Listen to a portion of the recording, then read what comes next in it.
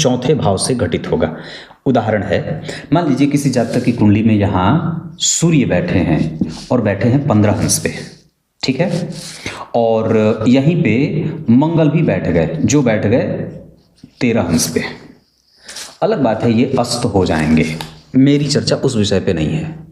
तो जन्म कुंडली के चतुर्थ स्थान में सूर्य बैठ गए 15 अंश पे और मंगल बैठ गए 13 अंश पे, और जन्म कुंडली के सप्तम स्थान में शनि बैठ गए चाहे कितने भी अंश पे, मान लीजिए 20 अंश पे बैठ गए, कोई अंतर नहीं है, शनि से कोई विशेष, यहाँ शनि की डिग्री को नहीं देखना है, आप खाली संबंध देखिएगा कि अगर सूर्य 15 अंश के या मंगल 13 अंश के, कुल मिलाकर के जो चतुर्थ भाव की स्थिति है उसमें जो दोनों पापक ग्रह बैठे हैं वो काफी निकट आकर बैठे हैं, और उस पर एक तीसरे अन्य पापक ग्रह की दृष्टि पड़ गई।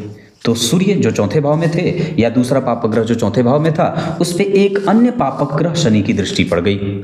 अब ये जो स्थिति होगी ना, ये माता का भाव है और पिता के कारक बैठे हैं। सूर्य यहां माता का भाव है, मंगल अगर बैठा है तो भाई का कारक है।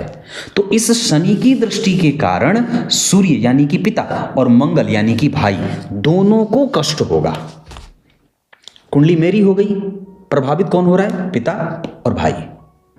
माता के घर में है तो माता, पिता, भाई, यही होता है